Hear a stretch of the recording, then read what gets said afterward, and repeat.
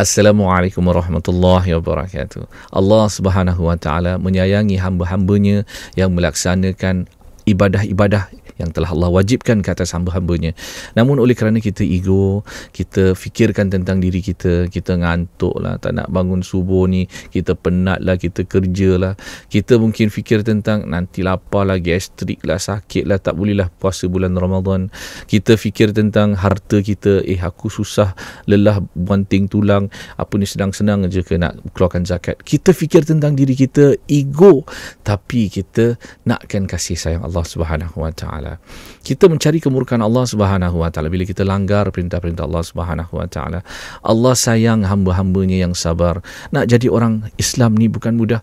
Kita kena sabar. Namun kita kata tak, aku ni panas baran, aku pantang dicabar, aku ni darah bugis tau. Macam-macam alasan yang kita berikan kerana kita tidak mau sabar menjadi orang Islam.